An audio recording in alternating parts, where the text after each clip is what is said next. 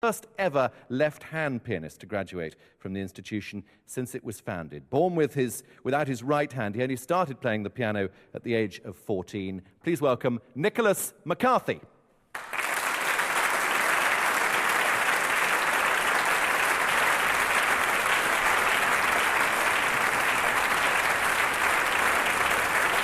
Nicholas, welcome. Welcome to Hoddinott Hall. I should explain it's suddenly become a bit of a race circuit because there are lots of pianos being sped around us and we have to dodge between them. 14 is actually quite late to start playing piano, isn't it? Yeah, really late. I actually wanted to be a chef before that and it made a swift career change, I think. So. What introduced you to the piano in the first place? A friend of mine was playing Beethoven's Waldstein Sonata and I absolutely just fell in love with it. That is what I wanted to do. I fell in love with the instrument and everything. So, yeah, I then realised that there was lots of left-hand alone repertoire available and I specialised in it. So you went off first of all to Guildhall? That's right. I studied with Lucy Parham for 2 years at the Junior Guildhall department, and then I got into the Royal College of Music, and I graduated early this year, as you mentioned. Now, were you taught as a left-hand pianist, or were you simply taught as a pianist?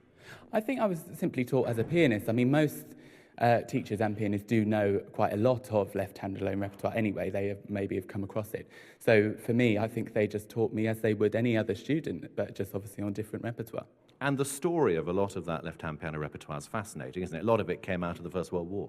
Absolutely. I mean, there's always a nice story behind, you know, these pieces, especially even the Scriabin that I'm going to play this evening. He wrote it because he injured his right hand when he was a student at the St. Petersburg Conservatoire. So each left-hand piece seems to be a nice little, you know, backstory to it. And tell us about Paul Wittgenstein, because he's the sort of hero of left-hand pianists. Yes, well, without him, I wouldn't have a career, I don't think. I mean, he commissioned a lot of the big concertos for left hand, such as Ravel and Prokofiev and Benjamin Britten.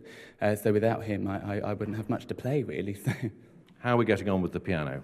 Almost there, I think, and ready for you to play for us. What are you going to play this evening? You mentioned Scriabin. Yes, I'm going to play the Scriabin Nocturne Opus 9. It was actually one of my first pieces of left-hand repertoire that I learned, and I just fell in love with it. It's a real masterpiece of the repertoire.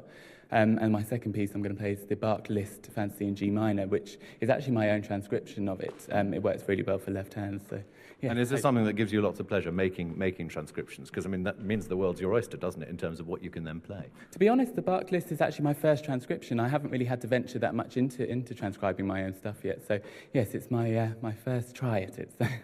Well, I think we're ready to go, pretty much, or we will be by the time we've got you at the piano, to a welcoming round of applause. Nicholas McCarthy, the floor is yours.